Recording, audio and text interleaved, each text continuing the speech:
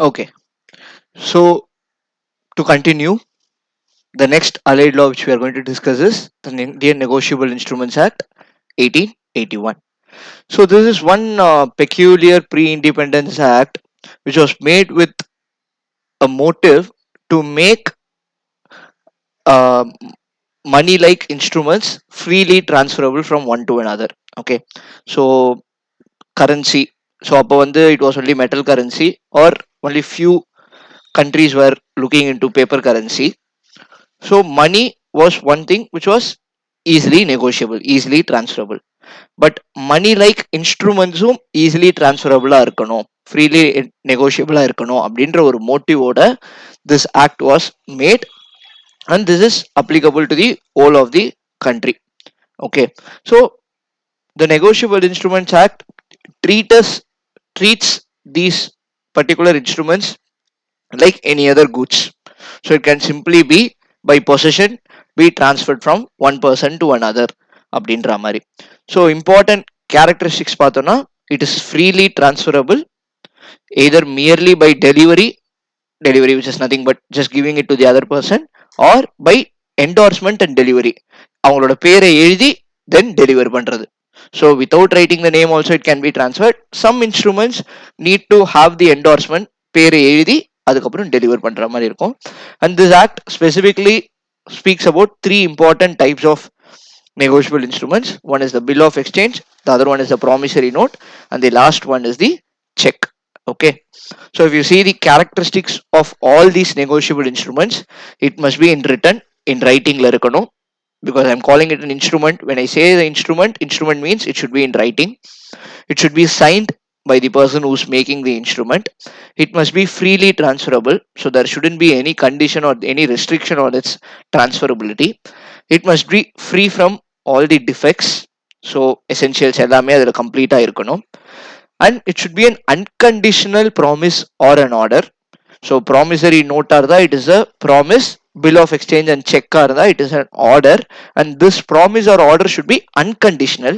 There shouldn't be any contingency involved in it. And the end of it, at the maturity, expiry of it will happen only via money. So money will be used to satisfy the negotiable instrument at its maturity.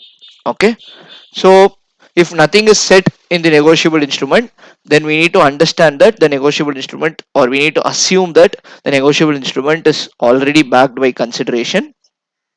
It is drawn on a specific date, and it must be accepted within a reasonable time. இதெல்லாம் வந்து general presumptions.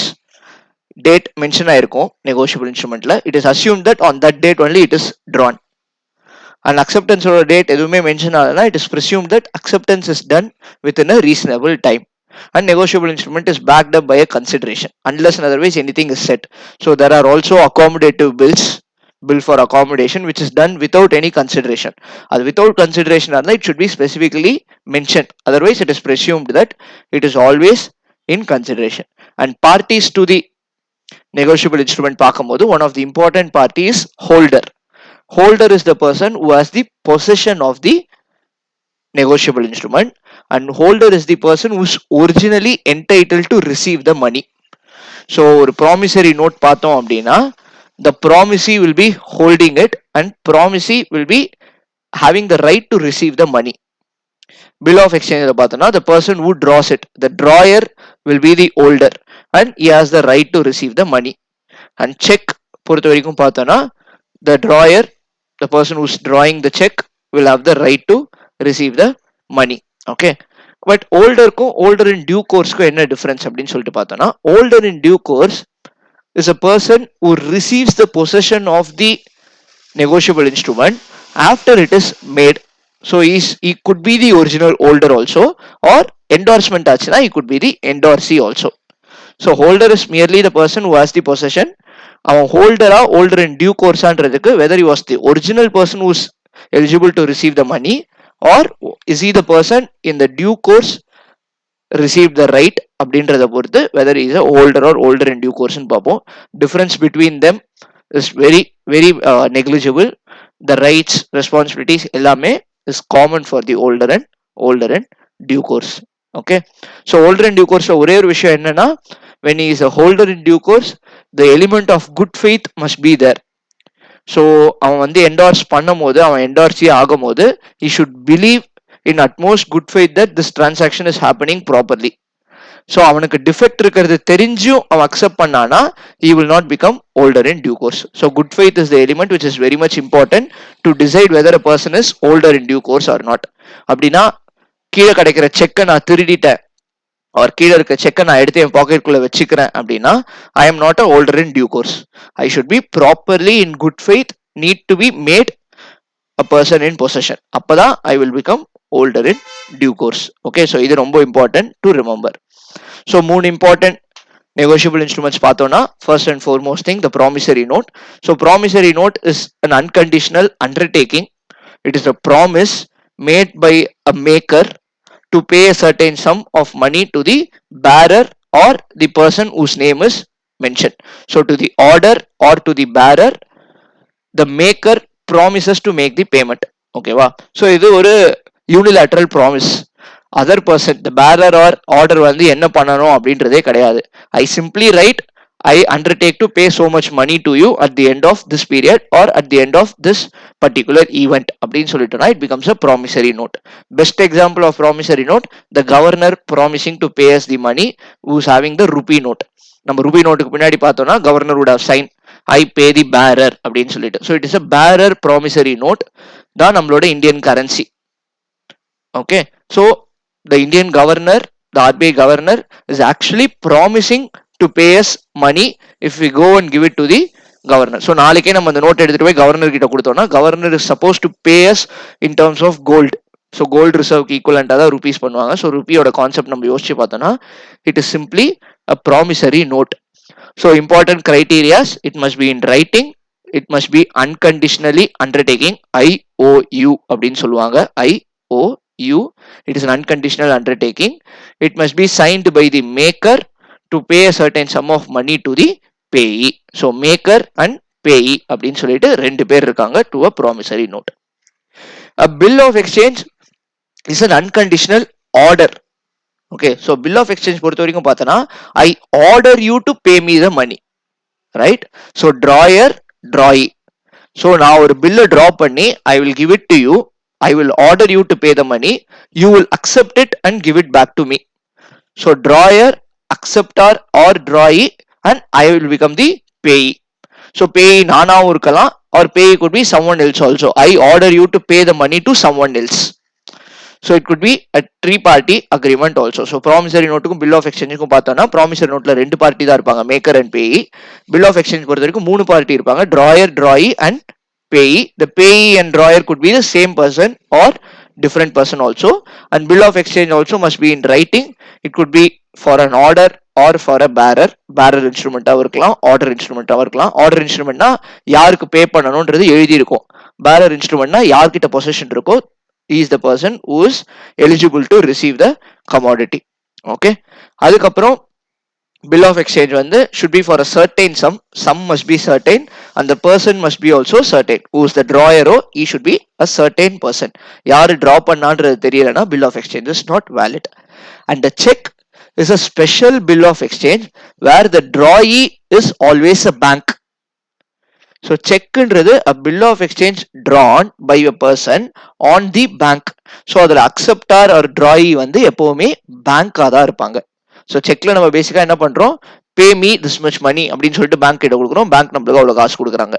R pay x this much money அப்படின்னு நான் எழுதி கொடுக்குறேன், bank வந்து அவனுக்கு அந்த காசு கொடுக்குறாங்க.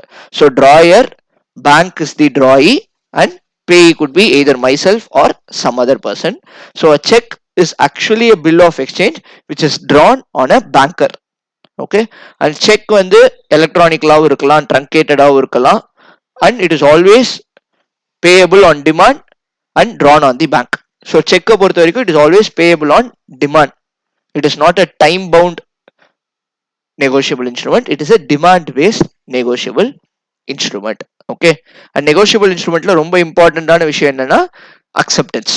So எங்கெல்லாம் acceptance வருது, in case of promissory note acceptance is not required, it's a unilateral promise, it will be merely given. But bill of exchange பொறுத்த வரைக்கும் acceptance is there, bill need to be accepted by the drawee and he has to give his accent. and if the bill is going to be for an accommodation purpose, accommodative bill-ஆ இருக்கு அப்படின்னா bill of honor அப்படின்னு சொல்லுவோம் அதை. அந்த bill of honorன்றது நான் commercial டிரான்சாக்ஷன்ஸ்க்காக enter ஆகுது. அதுலயும் acceptance must be there, and contract act மாதிரியே acceptance must be in writing, it must be for the entire amount, it must be unconditional, and it must be communicated to the drawer. So offer acceptance நம்ம படிக்கும்போது அக்செப்டன்ஸோட major கேரக்டரிஸ்டிக்ஸ்லாம் பார்த்துருப்போம். All those things will come into picture even in case of acceptance of bill of exchange, because it is again a contract which is entered upon. Right? Now I classify my negotiable instrument based on its property, either as a bearer or an order. As I told you, bearer is the யார்கிட்ட position இருக்கோ he is the owner. ஆர்டர்ன்றது யாரோட பேர் எழுதியிருக்கோ அவங்க தான். So நம்ம வந்து crossed check அப்படின்னு சொல்லுவோம். crossed check is an order instrument. So அதை நான் கிராஸ் பண்ணிட்டேன்னா யார் பேர் இருக்கோ அவனால மட்டும்தான் அந்த பர்டிகுலர் மணியை ரிசீவ் பண்ண முடியும். Everyone cannot receive the money. That is the difference between bearer and order instrument. Inland and foreign instrument, very very important definition examination point of view. Foreign instrument, anything which is other than a foreign instrument is an inland instrument. அப்ப foreign instrument என்னன்னு தெரிஞ்சுக்கணும். foreign instrumentன்றது என்னன்னா anything which is prepared outside India on a person in India, or prepared in India on a person outside India, and payable outside India. Okay, so preparation, payee, and the payment happening time period. எப்ப payment நடக்கிறது, எங்க payment நடக்கிறது. So யார் எப்ப prepare பண்றோம், எங்க prepare பண்றோம், the person who needs to receive the money அவன் எங்க இருக்கான், and when he receives the money where it is actually paid. அப்படின்ற இந்த மூணு கிரைட்டீரியாவை பேஸ் பண்ணி ஃபாரின் இன்ஸ்ட்ருமெண்ட்னு சொல்லுவோம். So foreign instrument is something which is prepared outside India and payable in India to a resident in India, or prepared in India to a payable to a non-resident in India, or prepared in India and payable outside India. In all these three cases it becomes a foreign instrument. Anything which is other than a foreign instrument is an inland instrument. எதுக்கு foreign instrument inland instrument differences தெரிஞ்சுக்கணும் அப்படின்னு சொல்லிட்டு பார்த்தோம்னா, certain negotiable instruments cannot be foreign instrument. Okay, for example, bearer promissory note must be an inland instrument. It must be paid only in India. அந்த மாதிரி certain characteristics இருக்கிறதுனால ரெஸ்ட்ரிக்ஷன்ஸும் இருக்கும் on the foreign instrument. Then inchoate instrument and ambiguous instrument. Inchoate அப்படின்னா incoherence, it is incomplete in nature. So ஸ்பெசிஃபிக்கா ஏதாவது இல்லை அப்படின்னா it becomes inchoate instrument. Sometimes inchoate instrument வேலிடாவும் இருக்கும், சம்டைம்ஸ் இன்வேலிடாவும் இருக்கும். ஃபார் எக்ஸாம்பிள், ஒரு பில் ஆஃப் எக்ஸ்சேஞ்ச் எடுத்தோம்னா அதுல டேட் இருக்கும், சைன் இருக்கும், யாரு இஷ்யூ பண்றானோ டிராயரோட பேர் இருக்கும், அக்செப்டன்ஸ் இருக்கும், எல்லாமே இருக்கும். இதுல ஏதாவது ஒண்ணு இல்லை அப்படின்னா it is termed to be incomplete. அது ரெலவெண்ட் மோஸ்ட் இம்பார்ட்டண்டா இருந்தா it becomes an invalid negotiable instrument. அது ரெலவெண்ட் இல்லை, ஃபார் எக்ஸாம்பிள் ஒரு ஃபுல் ஸ்டாப் வைக்கல, இல்ல கமா போடுறது போல ஃபுல் ஸ்டாப் வச்சுட்டா, இந்த மாதிரி சின்ன சின்ன மிஸ்டேக்ஸ் பண்ணிருக்கோம் அப்படின்னா still it is an incomplete instrument, but it is valid in the eyes of the law. And an ambiguous instrumentன்றது அது என்ன இன்ஸ்ட்ருமெண்ட்னே புரியல அப்படின்னா it becomes an ambiguous instrument. Okay, so inchoate instrumentக்கும் ambiguous instrumentக்கு டிஃபரன்ஸ் என்னன்னா, inchoateல incomplete but people will be able to understand it. Ambiguous instrumentல you are not able to understand it, it is completely non-understandable in nature. Demand instrument, time instrument. So எப்பவுமே instrument is payable after a particular time அப்படின்னா it is a time instrument.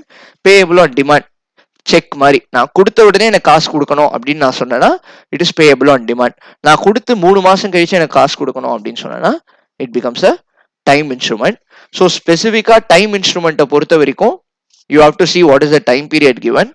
அந்த time period plus 3 days of grace period add பண்ணிப்போம் at the time of maturity. And அதோட due date, time இன்ஸ்ட்ருமெண்ட்டுக்கு due date specifically mention, and the due date is going to fall on an holiday. So section 25 specifically ஹாலிடேனா என்ன, public ஹாலிடேனா என்ன அப்படின்னு define பண்றது. So நம்ம சொல்றோம்ல சண்டே இஸ் அண்ட் ஹாலிடே அப்படின்னு நம்ம சொல்றோம். Why Sunday is an holiday அப்படின்னு யாராவது கேட்டாங்கன்னா section 25 explanation of the negotiable instruments act படிச்சா அவங்களுக்கு தெரியும். ஏன்னா ஸ்பெசிஃபிக்கா அவங்க சொல்லியிருப்பான் public holiday includes all Sundays and such other days notified by the government in the official gazette. So எல்லா வருஷமும் ஜனவரி 1 அன்னைக்கு the government will come and notify what are the public holidays அப்படின்னு சொல்லிட்டு. Those public holidays plus Sundays becomes public holidays for the purpose of negotiable instrument. And if the due date falls on the public holiday, then in that case it will be on the preceding date. அதுக்கு முன்னாடி நாளே வந்து பேமெண்ட்டை பண்ணிடணும். But public ஹாலிடேலாம் இல்லை, ஒரு emergency holiday ஆயிடுது, ஒரு ஸ்ட்ரைக்கு பந்து அந்த மாதிரி திடீர்னு ஒரு ஹாலிடே வந்துடுது அப்படின்னா it goes to the succeeding day. So public holiday பிளான்டுன்றதுனால ப்ரிசீடிங் டே இல்லைனா சக்சீடிங் டே. அண்ட் ஆல்வேஸ் பில்ஸை பொறுத்த வரைக்கும் பில்லோட அக்செப்டன்ஸ், ப்ரெசென்ட்மெண்ட், பேமெண்ட் எல்லாமே இது வந்து ப்ரெசென்ட்மெண்ட்ன்ற கான்செப்ட்ல பார்ப்போம். Where you see presentment should always happen during the business hours in the business place. So negotiable instrument ஆக்ட்ல பிஸ்னஸ் ஹவர்னா என்னன்னு சொல்லியிருக்கான், பிஸ்னஸ் பிளேஸ்னா என்னன்னு சொல்லியிருக்கான். So if you present a bill for acceptance, for payment, for endorsement, everything need to happen between a specific time period which is the business hours in the specific business place. So இது நடக்கிறது வந்து மேஜரா நம்ம என்ன பார்க்குறோம் negotiable instrument ஆக்ட்ல, negotiation அப்படின்னா என்னன்னு நம்ம புரிஞ்சுக்க ட்ரை பண்றோம். ஸோ நெகோசியேஷன் அப்படின்னு நான் சொல்லும் போது it is merely transfer. So instrument negotiable instrument transfer பண்ணா அதுக்கு பேர் நெகோசியேஷன். வேற ஏதாவது ப்ராப்பர்ட்டியா இருந்தா அதுக்கு பேர் assignment which comes under transfer of property act. Okay, and when negotiable instrument is transferred, when I'm saying negotiable instrument is negotiated, it could be either by way of delivery or by way of endorsement and delivery. Okay, and endorsement அப்படின்றது நான் இன்னொருத்தருக்கு பே பண்ண வேண்டியதை endorse பண்றது. நம்ம bill of exchange கான்செப்ட்ல பார்த்ததா, A needs to pay to B, B needs to pay to C, B endorses negotiable instrument receivable from A to C directly. So A will directly pay to C. ஒரு contract of novation மாதிரி ஒன்று create ஆகும். So அந்த மாதிரி டைம்ல என்டார்ஸ்மெண்ட்னு ஒன்று பண்ணுவேன். So the person who transfers it, so holder will become endorser and holder in due course will become endorsee. An endorsement can be either done in full or in partial. It could be done in blank. Blank and fullன்றது என்ன difference அப்படின்னா, யாருக்கு endorse பண்ணிருக்கேன் அப்படின்ற பேரே எழுதலைன்னா it is endorsement in blank. If the endorsee name is not mention it is endorsement in blank. If the name is mention it is endorsement in full. I could endorse it partially for a particular amount or for the full amount. Then comes my restrictive endorsement. Restrictive endorsement la enna solluva, I endorse it to you but you are not supposed to endorse it to anyone else அப்படின் restriction. So negotiability block பண்றது. Okay, first negotiation is allowed, one person can transfer to the other person but that other person should not transfer to one another person அப்படின் நான் சொல்றேன்னா it becomes a restrictive endorsement. So negotiable instrument will lose its character when a restrictive endorsement is placed, which is also allowed by law. Then conditional endorsement இருக்கு. Conditional endorsement ன்றது என்னன்னா, I endorse it to you, you can endorse it to someone else provided the condition is that I will not be liable for that person. So இப்போ endorsement நம்ம bill of exchange படிக்கும்போது பார்த்திருந்தோம், இதே example எடுத்துப்போம். A needs to receive some money from X. A needs to pay some money to B, so A endorse it to B stating that X will directly pay B. இப்போ A என்ன சொல்றான், ஒரு sans recourse போடுறான் which is basically a conditional endorsement whereby he says that if B transfers it to some other person, suppose B வந்து C க்கு transfer பண்றான், C வந்து D க்கு transfer பண்றான் and D க்கு வந்து X pay பண்ணல அப்படின்னா D C யை கேட்பான், C க்கு வந்து X pay பண்ணல அப்படின்னா C B யை கேட்பான், B க்கு வந்து X pay பண்ணலனா B A யை கேட்பான். இதுதான் நார்மல் என்டார்ஸ்மெண்ட். ஸோ யார் எனக்கு என்டார்ஸ் பண்ணானோ அவங்ககிட்டே நான் திரும்பி போய் கேட்பேன் if the original person who needs to pay the money is not paying the money. But sans recourse நான் போட்டுட்டேன் அப்படின்னா என்கிட்ட வந்து B ஆல கேட்க முடியாது. ஸோ நான் B க்கு டிரான்ஸ்ஃபர் பண்ணி B சப்சிக்வெண்டா அதை C க்கு டிரான்ஸ்ஃபர் பண்ணிட்டானா my liability to pay B will be close. I am not more liable for making the payment to my endorsee அப்படின்றது தான் conditional endorsement. sans recourse example brilliant-ஆ நம்மளோட bookல கொடுத்திருக்காங்க, so you can just have a look into it. Okay, I have already spoken about the presentment. When it comes to interest, if interest rate is specifically mentioned in the bill of exchange, then in that case you can specific interest rate எடுத்துக்கலாம் for the payment எப்பையில இருந்து எப்ப, from the date of the instrument until the maturity or realization of the instrument. When no rate is mentioned, then 18% simple interest per annum is the interest rate at which negotiable instruments will be done. நம்ம அக்கௌண்டன்சில அதுக்கு entry போடுறதுலாம் படிக்கும் போது we would have read this. Okay, and if a negotiable instrument is disordered na pay பண்ணல அப்படின்னா it could be either for non-payment or non-acceptance. So the person who's holding it or the holder in due course must give a notice of dishonor. So யார் previous ஹோல்டரோ அவங்க கிட்ட கொடுக்கணும். Correct, right? Because பிக்கு காசு X கொடுக்கல அப்படின்னா B வந்து ஏக்கு தான் நோட்டீஸ் கொடுப்பான். You will give a notice and ask him to pay on the instrument. அவன் பே பண்றதுக்கு நான் நோட்டிங்னு ஒன்று பண்ணுவேன். அதாவது இந்த டிஸ்ஆனர் ஆயிருக்கு அப்படின்றத ரெக்கார்ட் பண்றதுக்கு நோட்டரி பப்ளிக் கிட்ட போயிட்டு நோட்டிங் பண்ணலாம். Noting will be done on the same instrument R it could also be a protest அப்படின்னும் போது என்ன ஆகும்னா one step ahead of noting where a specific certificate of dishonor will be issued.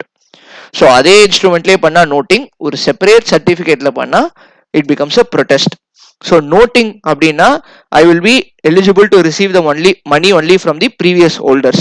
But நான் protest பண்ணிட்டேன் அப்படின்னா all the parties கிட்ட இருந்து receive பண்றதுக்கு எனக்கு ரைட் இருக்கும்.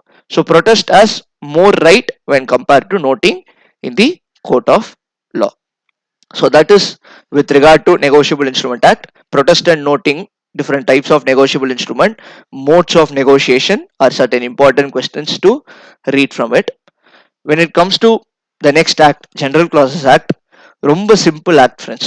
இது வந்து don't read it like a legislation. It is ஒரு dictionary மாதிரி. It is going to help us to read and understand different legislation. So இதோட major ப்ரொவிஷனே பார்த்தோம்னா it contain certain definitions, certain டேர்மோட மீனிங்ஸ் இருக்கும் to understand the law. So இதுக்கப்புறமா வர எல்லா சென்ட்ரல் லெஜிஸ்லேஷன்ஸ்க்கும் all the act which comes in India, அந்த ஆக்ட்ல ஏதாவது ஒரு டேர்முக்கு உங்களுக்கு அர்த்தம் புரியல அப்படின்னா you can go and check the general clauses act because it will contain various definition. Some of the important definition it contains என்ன அப்படின்றத நம்ம நெக்ஸ்ட் ஸ்லைட்ல பார்ப்போம். பட் ரொம்ப இம்பார்ட்டன்டான விஷயம்னா இதோட object of general clauses act is very important. What is the first and foremost object என்னன்னா central act. That is ஒரு இந்தியாவில் ஒரு லெஜிஸ்லேஷன் வரப்போகுது அப்படின்னா அதோட கண்டென்ட்ஸை ஷார்ட் பண்ணணும் அப்படின்றதுக்காக ஜெனரல் கிளாசஸ் ஆக்ட் இருக்கு. ரெப்படிஷனை அவாய்ட் பண்ணலாம் அப்படின்னு சொல்லிட்டு இந்த ஆக்டை மேக் பண்றாங்க. So all the terms and expressions used in all the acts காமனா இருக்கும், யூனிஃபார்மா இருக்கும் அப்படின்ற பர்பஸ்க்காக they use General Clauses Act. And specifically பார்த்தோம்னா Constitution has given the authority to General Clauses Act to use the words given in General Clauses Act in the Constitution of India. So ஒரு word கான்ஸ்டிடியூஷன்ல use பண்ணிருக்காங்க, அதோட meaning நம்மளுக்கு தெரியல அப்படின்னா general clauses ஆக்ட்ல அதோட meaning இருந்ததுன்னா the same meaning can be attributed to the Constitution of India also. ரொம்ப மேஜரா சொல்லணும்னா ஃபார் இன்டர்பிரிட்டேஷன் ஆஃப் ஸ்டாச்சூஸ், கோர்ட்ல வந்து லாவை வந்து அண்டர்ஸ்டாண்ட் பண்றதுக்கு, புரிஞ்சுக்கிறதுக்கு, டெசிஷன் மேக் பண்றதுக்கு ஜெனரல் கிளாசஸ் ஆக்டை யூஸ் பண்ணுவாங்க. ஓகே, இவ்வளவுதான் in a crux General Clauses Act. Some of the important definitions covered under the General Clauses Act include preamble. Preamble அப்படின்றது வந்து it is the first and foremost object of the act. அந்த ஆக்ட்ல என்ன இருக்க போறது அப்படின்றத preamble வச்சு தான் define பண்ணுவாங்க. ஸோ ஜென்ரலா drafting committee, the draughtsman who drafts the act, he will take preamble into account. கிட்டத்தட்ட ஒரு யூசர் ரெக்வயர்மெண்ட் மாதிரி. நம்ம வந்து இப்போ ஆடிட் பண்றோம்னா ஆடிட்டோட ஆப்ஜெக்ட் என்ன? To identify fraud and state whether it is true and fair. அதே மாதிரி preamble வந்து ஆப்ஜெக்ட் சொல்லும். ஸோ இப்போ கம்பெனிஸ் ஆக்டோட ஆப்ஜெக்ட் எடுத்து பார்த்தோம்னா the object will say that it is to protect the innocent company. கான்ஸ்டிடியூஷனோட ஆப்ஜெக்ட் எடுத்தோம்னா நம்மளோட சாவர்னிட்டி, இன்டெகிரிட்டி, டெமோக்ரட்டி, ரிபப்ளிக் அப்படின்ற மாதிரி 5 factors would have been 5 pillars of the constitution should have been given. So preamble தான் வந்து major structure of the act எப்படி இருக்கு அப்படின்றத டிசைட் பண்ண போற ஒரு factor. And whenever there is ambiguity in the law, then preamble can be used for the purpose of interpretation. Definitions, எல்லா ஆக்ட்லயுமே definitions அப்படின்னு ஒரு சப்ஜெக்ட் இருக்கும். either section 2 இல்ல section 3 of the act will contain definition parts. So definition அப்படின்றதோட object என்ன அப்படின்னு சொல்லிட்டு பார்த்தோன்னா, before starting to understand the law, frequent words என்ன அப்படின்ற அந்த ambiguity ரிமூவ் பண்றதுக்காக definitions are given. So frequently used words will have the same meaning. இப்போ நம்ம வந்து கம்பெனிஸ் ஆக்ட் பார்த்தோமோ சரி, கான்ட்ராக்ட் ஆக்ட் பார்த்தோமோ சரி, டெஃபினிஷன்ஸ் அப்படின்னு சொல்லிட்டு ஸ்பெசிஃபிக்காக படித்தோம். So that is general clauses ஆக்ட்ல ஸ்பெசிஃபிக்காக கொடுத்துருக்கான் that definitions need to be given for every act before starting to interpret the act. Then mean and include அப்படின்ற ரெண்டு டேர்முக்கு டிஃபைன் பண்றது. So a section could be either exhaustive or inclusive, right? So இப்போ for example board means the board of director appointed under this section அப்படின்னு board of டைரக்டரோட definition இருக்கு. அதே debenture includes all the security which is secured for the purpose of loan அப்படின்னு சொல்லிட்டு inclusive டெஃபினிஷனா இருக்கு. So every definition நம்ம எடுத்து பார்த்தோம்னா it good be either an exhaustive definition. So means அப்படின்ற வார்த்தையை யூஸ் பண்ணிட்டாங்க, மீனிங் அப்படின்ட்டா எக்ஸாஸ்டிவ், அதுக்கு மேல எதுவுமே கிடையாது, இட் இஸ் கம்ப்ளீட் அப்படின்னு அர்த்தம்.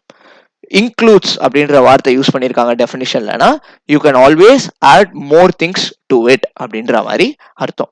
ஸோ ஒரு டெஃபினிஷன் எக்ஸாஸ்டிவா இன்க்ளூசிவா அப்படின்றத புரிஞ்சுக்கணும்னா த வேர்ட் மீன் யூஸ் பண்ணியிருக்காங்களா இன்க்ளூட் யூஸ் பண்ணியிருக்காங்களா அப்படின்னு சொல்லிட்டு நம்ம பார்ப்போம்.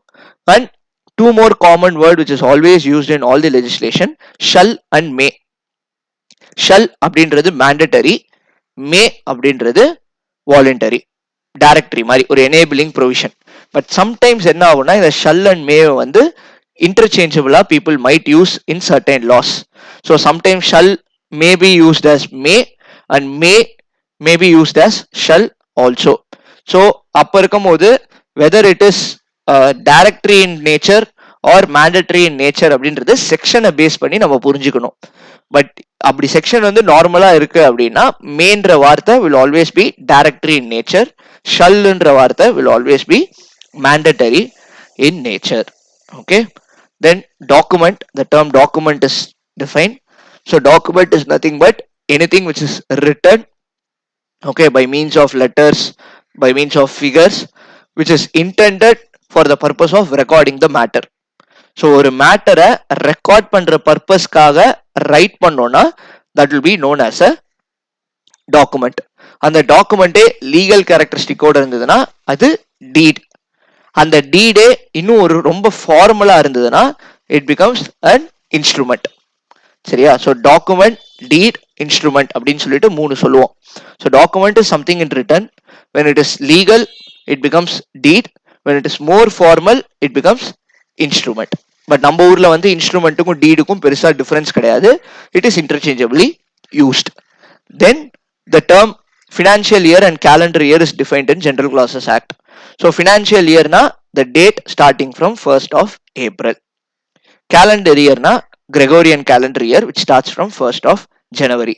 So 12 months from 1st of April is financial year, 12 months from 1st of January is calendar year அப்படின்னு சொல்லிட்டு General Clauses Act தான் டிஃபைன் பண்றது. ஓகேவா? அப்ப General Clauses Act வரதுக்கு முன்னாடி யோசிச்சு பாருங்க. So before 1897 how it would have been? People are following different time zones for themselves. இப்போ நம்மளுக்கே தெரியும்ல, தமிழ் நியூ இயர் இருக்கு, கன்னட நியூ இயர் இருக்கு, தெலுங்கு நியூ இயர் இருக்கு.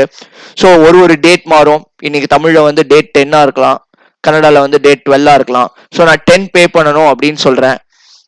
ஸோ நீ உன்னோட டேட்ல 10க்கு பே பண்ணுவியா, என்னோட டேட்ல 10க்கு பே பண்ணுவியான்ற கிளாரிட்டி இருக்காது. ஸோ அதனால ஃபினான்ஷியல் இயர் கேலண்டர் இயரை டிஃபைன் பண்ணி டே month year everything is defined under this act.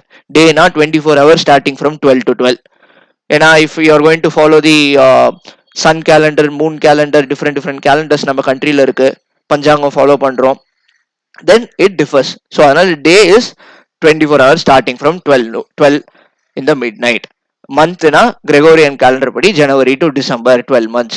Year அப்படின்னா ஃபினான்ஷியல் இயரா கேலண்டர் இயரா அப்படின்ற இந்த டெஃபினேஷன்லாம் கொடுத்ததுக்கு காரணம் that is when we interpret those things in our contract act or negotiable instruments act or sale of goods act, companies act, எல்லா இடத்துலையுமே the same terms are used. So we automatically understand it. அந்த அண்டர்ஸ்டாண்டிங்க்கு help பண்றது general clauses act. Okay, and to move on further from general clauses act, interpretation of statutes comes into picture. So I have already told you what is a document, what is an instrument, what is a deed. So instrument and deed is taken in par with our country. Statute is nothing but legislation. ஒரு கவர்மெண்டோட என்ஆக்ட்மெண்ட்டை statue அப்படின்னு நம்ம சொல்லுவோம். So அந்த ஸ்டாச்சுவை interpret பண்ணணும் அப்படின்னா அந்த ஸ்டாச்சுவை அண்டர்ஸ்டாண்ட் பண்றது. ஸோ ஜென்ரலா if you see the classification of interpretation, it will be either legal interpretation. Legal அப்படின்னும் போது it is going to be more done by people who have the knowledge about the law, or it could be doctrinal. Doctrinal னு சொல்லும் போது even a common man can do it. That is doctrinal interpretation. So legal interpretation will be done at the court of law by the judges. Doctrinal interpretation can be done even by common man like you and me. So doctrinal நம்ம பண்ணனும்னா நம்ம என்ன பாப்போம்? Grammar பாப்போம். Grammatical, which means the language, and logical. We will use our common sense to understand the law. We will use our common sense to understand the interpretation. Legal இருக்கும்போது it is more authentic and it is more usual. So generally interpretation நீயும் நானும் பண்ணுவோமா அப்படின்னா, unless and otherwise the purpose doesn't demand, we don't do a legal interpretation.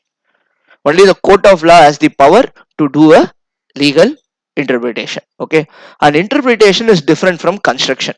This is ரொம்ப important because interpretation is just understanding what the law is trying to say, but construction now you have to understand the law and make a conclusion. So construction is done by the court of law, interpretation is done only by the common man like you and me. We are not allowed to do a construction. ஒரு law இதுதான் சொல்ல வருது அப்படின்றத we can interpret, but we will not be able to conclude. So opinions will always differ. So interpretation can also be many fold in nature. So இதையும் நம்ம ஞாபகம் வச்சுக்கணும். And when we see the major rules of interpretations, the primary rules is rule of literal construction, which is grammatical and நார்மலா use பண்ணிருக்க வேர்ட்ஸை use பண்ணி அப்படியே புரிஞ்சுக்கிறது. So அதுக்கு வந்து நம்ம வந்து ஜெனரல் கிளாசஸ் ஆக்ட், டிக்ஷனரி அதெல்லாம் யூஸ் பண்ணி what is he trying to say அப்படின்றத என்ன லாங்குவேஜ்ல கொடுத்துருக்கானோ அந்த லாங்குவேஜ்ல அப்படியே புரிஞ்சுக்கிறது. Then comes reasonable construction, which is more logical in nature, which is also called as liberal construction. So I will just not see what is written, I will also see why it is written. If something is written in law, அது ஏன் எழுதியிருக்காங்க அப்படின்ற அந்த ரீசனை கண்டுபிடிச்சு அதை use பண்ணி I will do my interpretation. Then a harmonious construction, a very important rule of interpretation. A law must be read as a whole. So ஒரு part of the law மட்டும் பறிச்சு we shouldn't interpret. We have to read the entire law and interpret a particular section. Law must be read as a whole அப்படின்றது harmonious construction. Then beneficial or purposive construction, Hayden's rule ன்னு சொல்றது, which follows a 4 rule methodology. Somewhere in 1500 Hayden அப்படின்ற ஒரு case லால decide பண்ண rule. It says that whenever a new law is made, we have to understand the new law using the old law. அது எப்படி பண்ணணும் அப்படின்னு சொல்லிட்டு பார்த்தோம்னா, we have to first understand the old law, rule 1. What is the defect in the old law அப்படின்னு identify பண்ணோம், rule 2. அந்த டிஃபெக்டை correct பண்றதுக்கு நியூ லால என்ன ப்ரொவிஷன் இருக்கு அப்படின்றத பார்க்கணும், ரூல் 3. அண்ட் அது கரெக்டா வந்து அந்த பர்பஸை சாட்டிஸ்ஃபை பண்றதா அப்படின்றத பார்க்கறது rule 4. So 4 steps. First identify the law, identify the defect, make a law to cover the defect, check whether the defect is taken care of அப்படின்னு சொல்லிட்டு பார்க்கறது Heydon's rule, beneficial construction. So ஏதாவது ஒரு provision நம்மளுக்கு புரியல அப்படின்னா பழைய ஆக்ட்ல அந்த ப்ரொவிஷன் எப்படி இருந்தது அதை கரெக்ட் பண்றதுக்கு புது ஆக்ட்ல எப்படி பண்ணிருக்காங்க. ஃபார் எக்ஸாம்பிள் நம்மளே பார்த்தோம், bringing in cost audit into the provision. Old லால காஸ்ட் ஆடிட் இல்ல, அதோட டிஃபெக்ட் என்ன, காஸ்ட் அக்கௌண்டன்ட்டுக்கு வேலை இல்ல, அதை எப்படி நான் கியூர் பண்றேன், காஸ்ட் ஆடிட்னு ஒரு ப்ரொவிஷன் எடுத்துட்டு வரேன். இப்போ எடுத்துட்டு அந்த ப்ரொவிஷனால காஸ்ட் அக்கௌண்டன்ட்ஸ்க்கு வேலை கிடைச்சிருது. ஸோ ஹேடன்ஸ் ரூல் படி நம்ம கன்ஸ்ட்ரக்ட் பண்ணோம்னா செக்ஷன் 148 கம்பெனிஸ் ஆக்ட்ல ஏன் இருக்கு அப்படின்றது நம்மளுக்கு தெரியும். தென் ரூல் ஆஃப் எக்ஸப்ஷனல் கன்ஸ்ட்ரக்ஷன் அப்படின்றது வந்து when any of these 4 rules are not giving you the right solution, then you use your common sense. You start stepping into the shoes of the draftman. Contemporaneous exposure வந்துரும். அந்த டைம்ல எப்படி அவங்க பண்ணாங்க, அந்த டைம்ல லா மேக் பண்ண டைம்ல அவங்க எப்படி யோசிச்சாங்க அப்படின்றத we will start thinking. That becomes our exceptional construction. Then rule of ejusdem generis. Ejusdem generis and nocita resoci வந்து ஒரே மாதிரி தான். என்ன அப்படின்னு சொல்லிட்டு பார்த்தோம்னா, when a group of words are used and they are common in characteristic, the similar word க்கு general word ஓட characteristic வந்துரும். For example, A, B, C, etc. அப்படின்னு நான் சொன்னேன்னா, இங்க வந்து நம்ம ஆல்பபெட் பத்தி பேசுறோம். So A to Z 26 alphabets இதுல கவர் பண்ண முடியும் அப்படின்னு சொல்லலாம். லயன், டைகர், அந்த லைக் அப்படின்னு சொன்னா, அந்த லைக் அப்படின்ற அந்த வார்த்தைக்கு அர்த்தம் என்ன, லயன் டைகர் மாதிரியே இருக்கிற பிக் கேட் ஃபேமிலியா இருக்கலாம், ஆர் பிரிடேட்டர்ஸா இருக்கலாம், இல்ல wild animals இருக்கலாம் அப்படின்னு சொல்லிட்டு we will start interpreting. So the general term used in the law will partake the character of the specific term which is preceding itself. So etc, like, others அப்படின்னு use பண்ணிருக்க வார்த்தைக்கெல்லாம் என்ன அர்த்தம்னா எஜுஸ்டம் ஜெனரிஸ் use பண்ணி அந்த similar specific வேர்டோட மீனிங்கை நம்ம generic வேர்டுக்கும் கொடுப்போம். நாசிட்டார் அசோசியேன்றது என்னன்னா when there are a group of common words then non-common word will also take the common words characteristic. எஜுஸ்டம் ஜெனரிஸ் மாதிரியே தான், பட் அங்க லைக் அதர்ஸ்னா இல்ல. ஃபார் எக்ஸாம்பிள் நான் வந்து லயன் டைகர் கேட் அப்படின்னு நான் சொல்லிட்டேன்னா we are talking about cat family அப்படின்னு நம்மளுக்கு புரிஞ்சிடும். அதே நான் லயன் டைகர் அண்ட் பேர் அப்படின்னு சொல்றேன்னா we are talking about the wild life அப்படின்றது நம்மளுக்கு தெரியும். இல்ல லயன் டைகர் அண்ட் டாக் அப்படின்னு நான் சொல்றேன்னா we are talking about all animals அப்படின்றது தெரியும். ஸோ நாசிட்டார் அசோசியே யூஸ் பண்ணாலும் ஒரு அன்காமன் வேர்டை வச்சு காமன் வேர்டெல்லாம் we have to decode. அதுதான் நாசிட்டார் அசோசியோட interpretation. And secondary rule, primary rule எதுவுமே எனக்கு சாட்டிஸ்ஃபை ஆகலைன்னா செகண்டரி ரூல்ல I will take the customs and usage and I will take the common sense into picture. So common சென்ஸையும் usage of லாங்குவேஜையும் எப்படி வந்து கஸ்டமரியா, அதாவது கஸ்டம்ஸ் நான் சொல்லும் போது by practice what are the people of a particular nation following, அதையே வந்து நான் என்னோட இன்டர்பிரிட்டேஷனுக்கும் யூஸ் பண்றது என்னோட secondary rule of interpretation. Then comes my aids of interpretation. Aids of interpretation is what are the things that I can use for the purpose of how to interpret. நம்ம rules பார்த்துட்டோம். What to use for interpret அப்படின்றதுக்கு நம்ம aids பார்க்க போறோம். So internal எய்ட்ஸ்னா something which is already there in the law. So long title எல்லா ஆக்டுக்கும் section 1ல what is the title of the act அப்படின்னு சொல்லிட்டு இருக்கும். What is the name of the ஆக்ட்னு இருக்கும். So name can be used for interpretation. இப்போ நேம்லயே வந்து இந்தியன் கான்ட்ராக்ட் ஆக்ட் 1872 அப்படின்னு சொல்லிட்டா கான்ட்ராக்ட் பத்தி அது பேசுறது அப்படின்னு நம்மளுக்கு தெரியும். ஸோ அதுதான் long title. It can be used for interpretation. Then preamble, I have already explained what is a preamble, which speaks about the object of the act. 100% preamble shall be used for interpretation. Then comes your heading. எல்லா சாப்டருக்கும் ஒரு heading இருக்கும். Heading makes no sense, so heading cannot be used for interpretation. Then comes marginal notes. எல்லா செக்ஷனுக்கும் ஒரு heading இருக்கும். So heading நான் சொல்றது chapter wise. Okay, accounts and ஆடிட்ன்றது ஒரு சாப்டர், மேனேஜ்மெண்ட் அண்ட் அட்மினிஸ்ட்ரேஷன்றது ஒரு சாப்டர். பட் அதுக்குள்ள ஒரு ஒரு செக்ஷனுக்கும் ஒரு ஒரு ஹெட்டிங் இருக்கும். அதுக்கு பேர் marginal notes. And marginal notes also shall not be used for interpretation. So heading and marginal நோட்ஸை we will not use for interpretation. செக்ஷன்ல என்ன ப்ரொவிஷன் இருக்கோ அதை தான் யூஸ் பண்ணுவோம். இல்லஸ்ட்ரேஷன்ஸ், சம்டைம்ஸ் செக்ஷனை நல்லா புரிஞ்சுக்கிறதுக்கு இல்லஸ்ட்ரேஷன்ஸ் கொடுத்துருப்பாங்க. Illustrations can be used for interpretation. However illustration cannot override the section. So செக்ஷன்ல ஒன்று சொல்லியிருக்கு, இல்லஸ்ட்ரேஷன்ல வேற ஒன்று சொல்லியிருக்கு அப்படின்னா illustration will not be used, only section will be used. If section and illustration are going together, then illustration will also be used for the purpose of interpretation. Proviso அப்படின்றது exception, இது தவிர வேற எது வேணா பண்ணலாம் அப்படின்னு ஸ்பெசிஃபிக்கா செக்ஷன்ல சொல்றது. Proviso is a negative comment on a section, therefore that can also be used for the purpose of interpretation. Explanation, clarity கொடுக்கறதுக்காக ஜென்ரலாவே எல்லா செக்ஷன்லயும் எக்ஸ்பிளனேஷன் அப்படின்னு சொல்லிட்டு ஒன்று இருக்கும். எக்ஸ்பிளனேஷன் டு எக்ஸ்பிளைன் ஃபர்தர் அப்படின்ற மாதிரி ஸ்டார்ட் பண்ணுவான். அந்த மாதிரி இருக்கும் போது explanation also forms part of the act and it can be used for the interpretation. Then comes schedule. எப்படி ஷெட்யூல் 3 இருக்கு, டேபிள் எஃப் ஆஃப் ஷெட்யூல் 1 இருக்கு, இதெல்லாமும் நம்ம ஆக்டோட பார்ட்டா தான் கன்சிடர் பண்ணுவோம். So schedules can also be used for the purpose of interpretation. So title, preamble, illustration, provision, explanation, schedule and the actual sections will be used for interpretation. Heading and marginal notes will not be used for interpretation. When it comes to external aids, external things which are going to be used for the purpose of interpretation, then we have our case laws, judicial precedents. Of course நம்மளுக்கு தெரியும் முன்னாடி என்ன நடந்திருக்குன்றதை base பண்ணி இப்ப செக்ஷனை interpret பண்றது. We have our previous statutes. So previous statutes are old laws which were there in picture. Usage and custom. இந்த இடத்துல எப்படி யூஸ் பண்றாங்க, இந்த இடத்தோட கஸ்டம்ஸ் என்ன அப்படின்றத பொறுத்து லாவை வந்து பண்ணுவோம். ஸோ ஒரு கண்ட்ரியில லீகலா இருக்கிறது இன்னொரு கண்ட்ரியில லீகலா இருக்காது. Very simple example, gambling, prostitution, இந்த மாதிரி சில ஆக்டிவிட்டிஸ் தான் இந்தியாவில் லீகல் கிடையாது. But there are other countries which accepted. Carrying a gun is accepted in USA, it is not accepted in India. So நம்மளோட கஸ்டம்ஸ், நம்மளோட யூசேஜை பொறுத்து இன்டர்பிரிட்டேஷன் வில் சேஞ்ச். டிக்ஷனரி, நல்ல குவாலிட்டி டிக்ஷனரி, வெப்ஸ்டர் டிக்ஷனரியோ இல்லை ஒரு பிளாக்ஸ் டிக்ஷனரியோ நம்ம எடுத்தோம்னா all the words can be understood from there. And foreign laws and foreign judicial precedents will be used as the lender of last resort. Indian law la அந்த மாதிரி ஒண்ணுமே நடக்கல அப்படின்னா தான் we will use foreign law.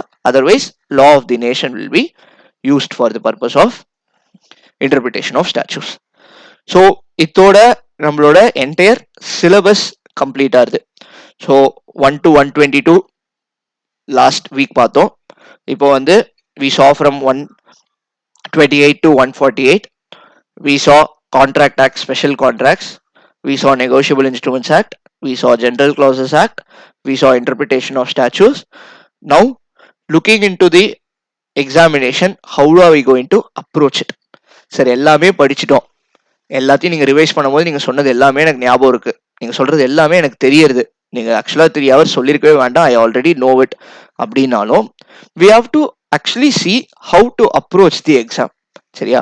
ஏன்னா exam எழுதுறதுல தான் வந்து it is like this, right? 3 hours of your examination decides your entire life.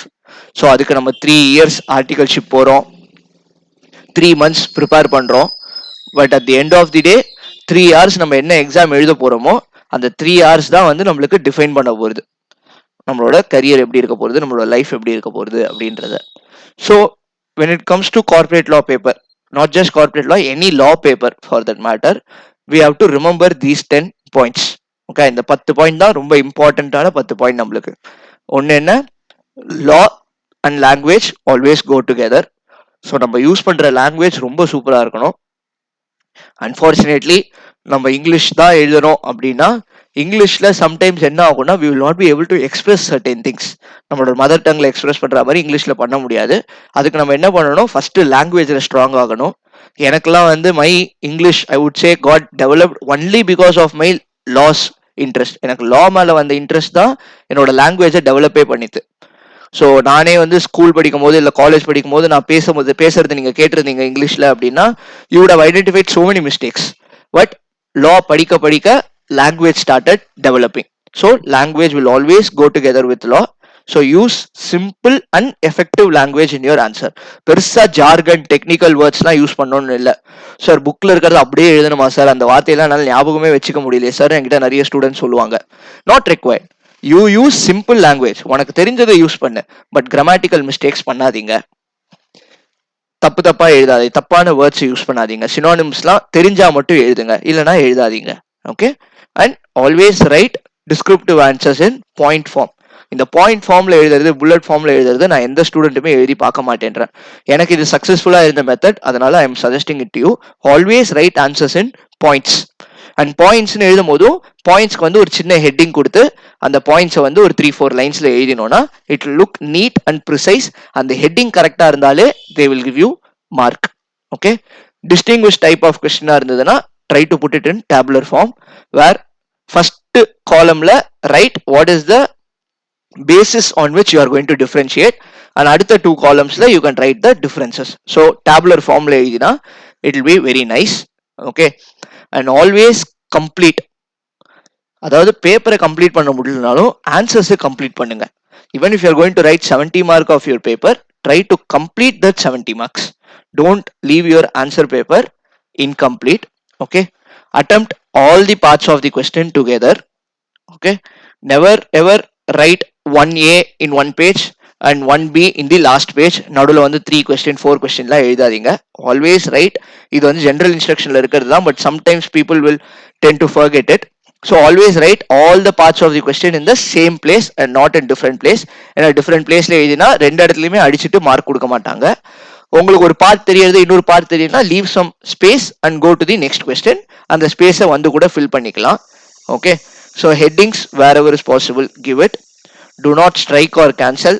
தப்பாவே ஏதாவது எழுதிட்டா கூட அதை அப்படியே விட்டுட்டு அதை எப்படி கரெக்டா எழுதுறதுன்னு மைண்டை யூஸ் பண்ணி மாத்துங்க.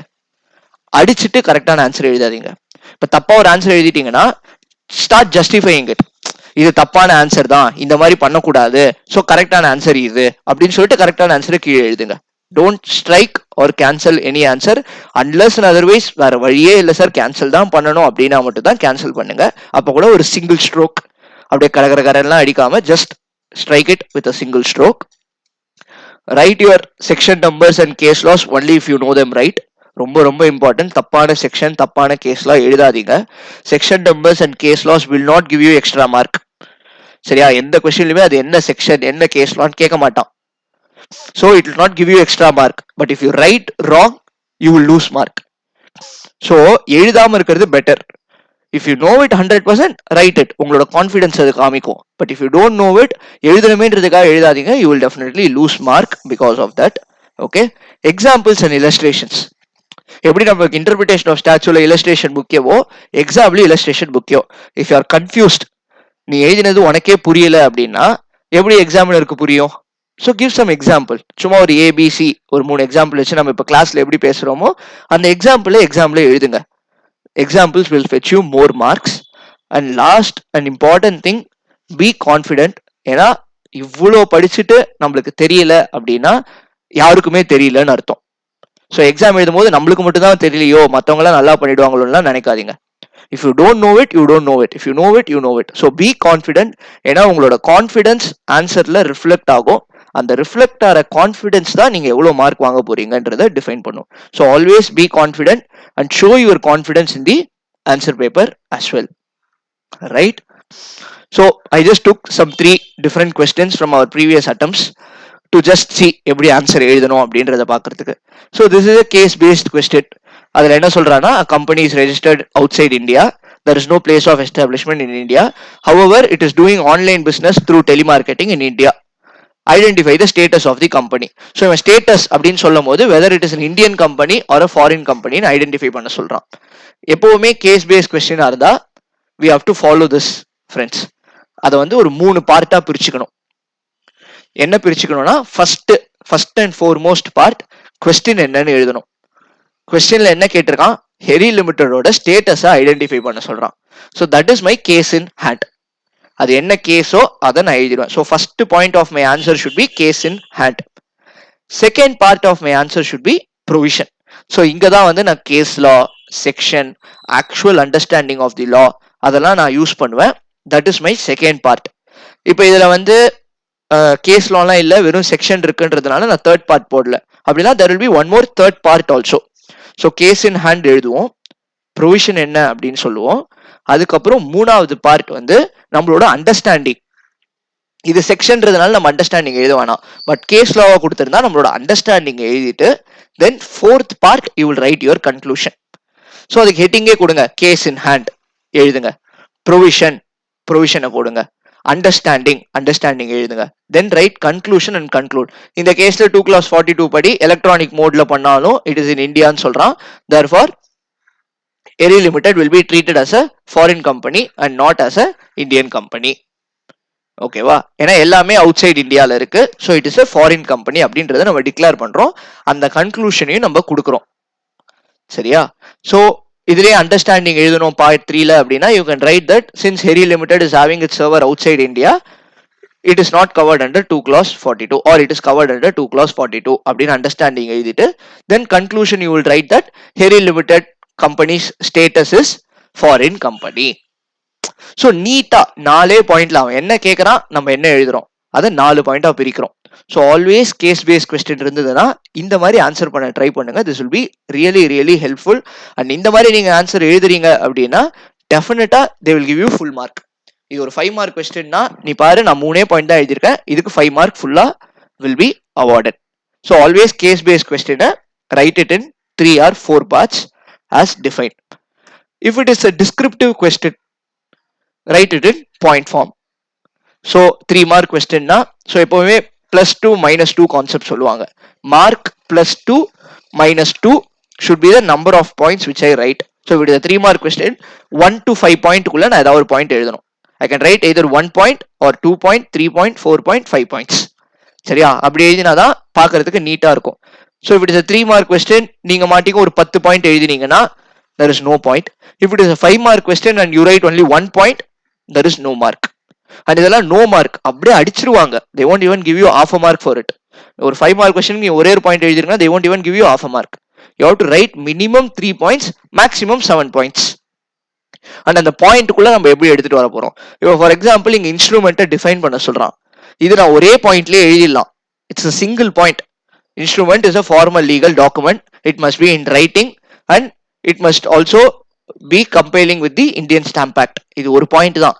இதே நான் 4 பாயிண்டா பிரிச்சு இன்ஸ்ட்ருமெண்ட்னா என்ன, இன்ஸ்ட்ருமெண்டோட கேரக்டரிஸ்டிக் என்ன, எதுக்கு அது எவிடன்ஸா இருக்கும், இந்தியன் ஸ்டாம்ப் ஆக்ட்ல இன்ஸ்ட்ருமெண்ட்னா என்னன்னு டிஃபைன் பண்ணியிருக்கான், ஒரு இன்க்ளூசிவ் டெஃபினிஷன் கொடுத்துருக்கான். ஸோ இந்த மாதிரி டிஃப்ரெண்ட் பாயிண்ட்ஸ்ல நம்ம பிரிச்சு எழுதுறோம்.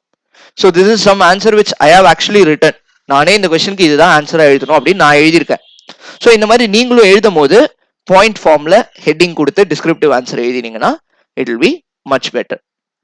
And when it comes to differentiation, as I told you, first basis கொடுங்க. ஸோ இந்த மாதிரி ஒரு டேபுலர் ஃபார்ம்ல நீட்டா serial number, basis, what is the difference. So bill of எக்ஸ்சேஞ்சுக்கும் ப்ராமிசரி நோட்டுக்கும் டிஃபரன்ஸ் கேட்டாங்க அப்படின்னா டெஃபினிஷனை பேஸ் பண்ணி, நேச்சரை பேஸ் பண்ணி, parties, acceptance, payable to bearer, அதை பேஸ் பண்ணி. So this is also one answer which I wrote. So நான் இந்த கொஸ்டினுக்கு இப்படி தான் ஆன்சர் எழுதுவேன் அப்படின்னு சொல்லிட்டு போட்டேன். இந்த மாதிரி நீங்க ஆன்சர் கொடுக்குறீங்க, கொடுத்து உங்களுக்கு மார்க் வரல அப்படின்னா you are eligible to question the institute. If you are not giving this answer and if you still say I have written everything right and I don't get mark அப்படின்னு நம்ம இன்ஸ்டிடியூட்டை குறை சொன்னோம்னா that is wrong on our part. So exam approach பண்ற வரைக்கும் நான் சொன்ன அந்த 10 points, இந்த 3 கொஸ்டினுக்கு நான் எப்படி ஆன்சர் எழுதியிருக்கேன்றதை பேஸ் பண்ணி நீங்களும் உங்களோட ஆன்சர்ஸ் எழுத ஆரம்பிச்சு, அஃப்கோர்ஸ் எல்லா mock exam, revision test paper, available papers அதெல்லாம் வந்து நம்ம வந்து சஜஸ்டட் ஆன்சர்ஸ்லாம் பார்த்தோம். ஆர்டிபிஸ்க்குலாம் சஜஸ்டட் ஆன்சர்ஸ்லாம் பார்த்தோம்னா சம்டைம்ஸ் டிஃபரன்ஸ் கொஸ்டினுக்கு சஜஸ்டட் ஆன்சர்ஸ் இப்படி இருக்காது.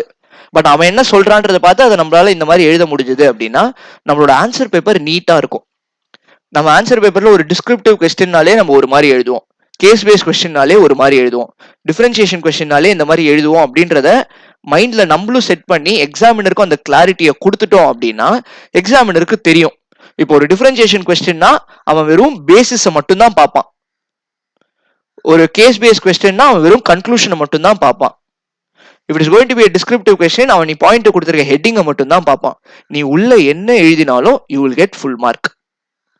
So this is the simple tactic to break the exam. So இது வந்து ஓவர் டைம் நான் வந்து ஆல் சிஏ, சிஎஸ், சிடபிள்யூஏ 3 கோர்ஸுமே படிச்சிருக்கேன். 3 கோர்ஸும் நான் கிளியர் பண்ணியிருக்கேன். So I have understood this. I have also failed in certain examination. I have also got rank in certain examination. But over time I have understood, okay, this is how it works. And I have spoken to various people who correct examination. They also told us that yes, this is how you do your paper. So you write answers in this way. I am ensuring you that you will definitely get 60% corporate law paper. Nothing less than 60. In the 6 hours of revision plus writing the examination in this way will definitely ensure you 60 plus mark in my view. அப்படி இல்லைன்னா எங்க வந்து நம்ம correct பண்ணோம் அப்படின்றத we need to understand. So with this I am ending my session. I have my phone number, my email ID, my website given in the last slide. So any doubt just feel free to message me. 2 நம்பருமே வாட்ஸ்அப்ல இருக்கு. என்னோட mail ID, என்னோட வெப்சைட்ல போய் கூட you can send me messages. Whatever is your query, whether it is law, whether it is any other subject, please feel free to ask me. எனக்கு தெரிஞ்ச கொஞ்சம் நாலேஜை ஷேர் பண்றது it is always a privilege for me. And if people ask me doubt I always take it as a prestigious moment. சரி நம்மளையும் நம்பி ஒருத்தங்க doubt கேட்கறாங்க அப்படின்னு சொல்லிட்டு ஐ will take my best effort to solve that particular question. So if you have any questions regarding this session or any other subject or how to approach examination, or even if it is going to be some random general thing which is not even related to CA, still feel free to stay connected with me. All the very best for your examination. Hope to see you all as a chartered accountant soon. Thank you. Take care.